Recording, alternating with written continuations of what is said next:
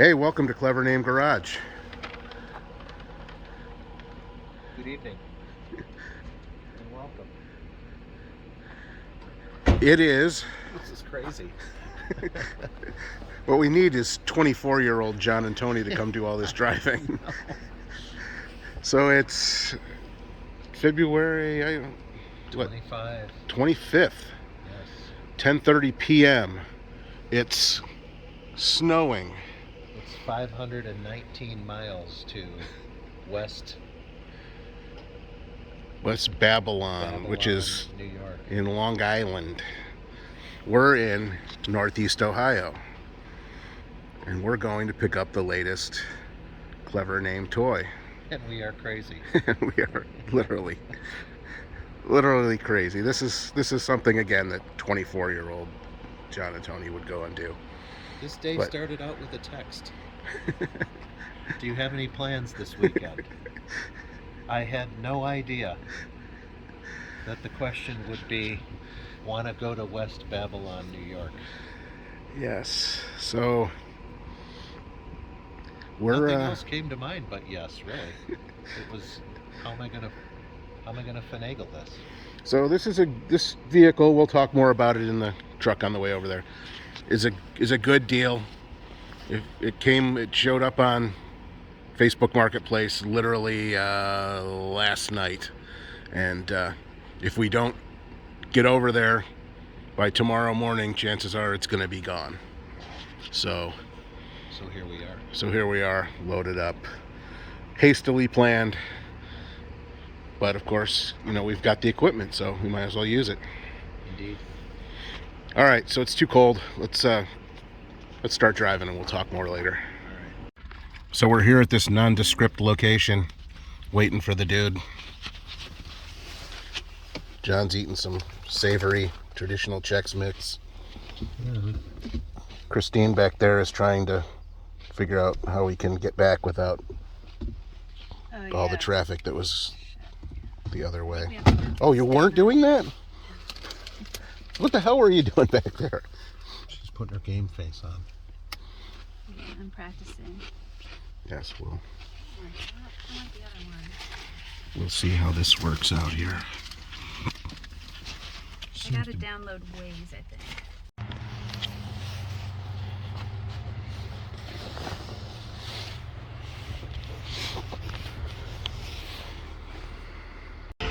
All right, that is not the one we bought. That is not the one we bought. And neither are the 6 or 7 other ones out there. Oh, and the Bronco. We didn't buy that either. All right, all loaded up. Tires are all aired up in the Jeep. She ain't pretty.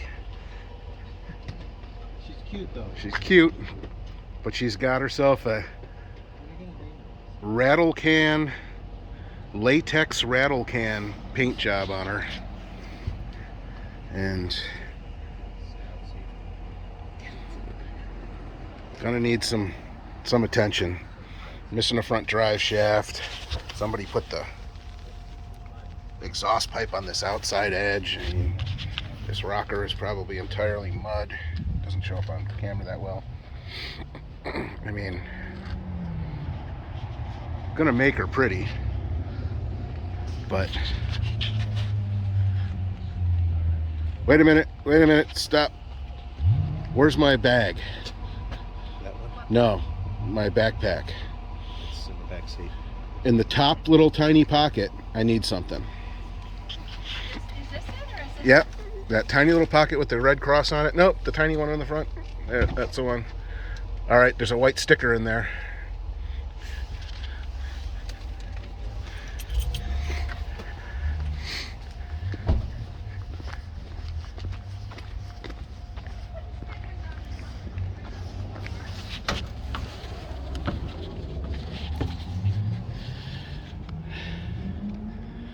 Gotta let everybody know what we got going on here.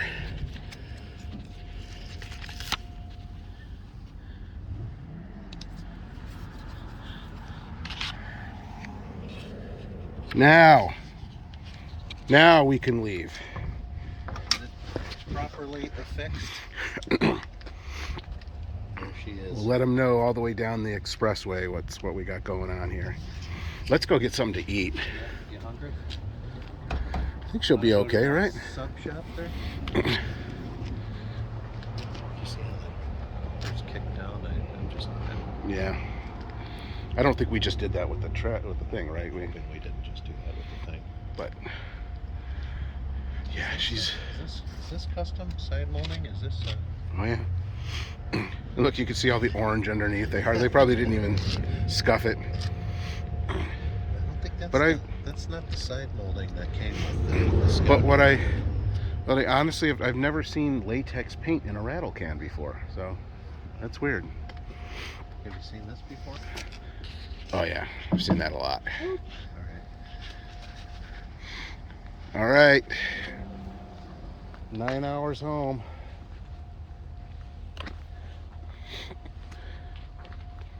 Nicest thing they did was paint the International Scout on the back. But again, this is the raw. This is the clay. We will mold it. This might be the end of this video. Who knows? But we'll see what excitement happens on the way home. Hopefully none.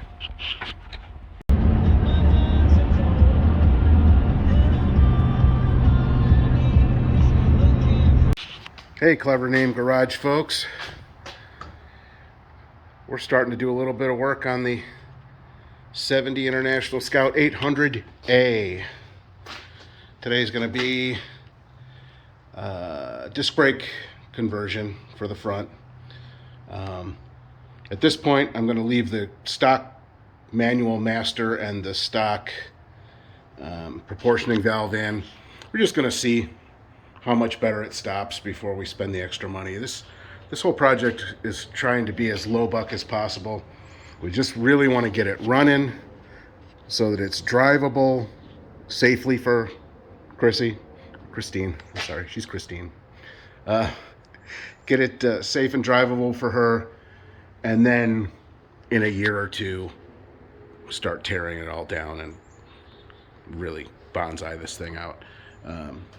So we're going to spend as little money as possible. If we can make it stop reliably without messing around with the master and putting a brake booster and all that stuff on it, so be it. Unfortunately, I am working out of her garage, and as you can see, it's crowded. There's a 01 Deuce for sale if anybody wants that. Thing's got like 800 miles on it. Yeah, so don't have a lot of tools and everything. The only thing I've really got is with me is what I carry around in the back of the SS all the time, my normal toolkit. And I think this should be pretty straightforward and pretty simple. It shouldn't need too much work, too much tools and stuff to do this. But we're gonna see. This should be fun because the kit we got on the directions says nothing about Scout. It just says that it's for a Dana 27, 30, and 44. And I believe this has a 27 in the front, maybe a 30. Dana might be a 30, but I think it's a 27. I haven't really checked. So hopefully everything fits and works, but you'll be here to find out with us. All right, so we're starting to tear down for this disc brake conversion. Notice that these pads, these shoes I should say, look like they haven't ever touched a drum or anything. And the truck literally had to stand on it to make it stop. You know, I never really checked the fluid or anything, but in a typical, here's your problem, that, you know, I'm no mechanic, but I'm thinking that should be connected to something. And it's not. So I guess it makes sense that it didn't want to stop at all. And I'm not saying it doesn't need a disc brake conversion for sure, but maybe we could have just bought a brake hose and saved $480, but Nah, gotta have needs disc brakes on. needs to have disc brakes. And Okay, so we're grinding away. Oops, boy, I got a bad shadow. Grinding away this section here of the knuckle. These are a closed knuckle, and let me get some better light here. And because this caliper is so big, it does hit that area of the knuckle. So got to grind it until it moves back and forth real slowly. You know, we got our caliper bracket just mocked up, only a couple of bolts holding it in place. And we'll see if this caliper slides enough or if we have to remove some more material. Okay, so our test fit shows we got to grind a little lower here. I mean, this caliper needs to be able to move side to side, and it doesn't move much. But if it hits this, it'll bind up and cause all kinds of problems. So, gonna do some more grinding. Okay, so our caliper moves nice and free. I'm going to take off maybe a little bit more just for safety, but I think that's pretty good for now. Now remember, you've been grinding on this thing, sending metal dust everywhere, and bearings, they don't like metal dust. So douche this whole thing down really good with some brake cleaner, get it all nice and clean before you start reassembling this thing and actually putting it together for the last time. But so far, I like the way it looks. The kit's, kit seems easy enough. I mean, it's a lot of money for rotors and calipers. I mean, that bracket is the only thing they actually make up. Everything else is just off a Jeep, I think. But overall, pretty happy so far. We'll see what happens when it's time to actually stop this thing. So there's your finished product. Looks great, doesn't it? Love to show you how great it works, except for these wheels don't fit over these calipers. I didn't read anything about that anywhere. Yeah, if I put some 1.5-inch spacers on this, they'd work, but they do not fit over these wheels.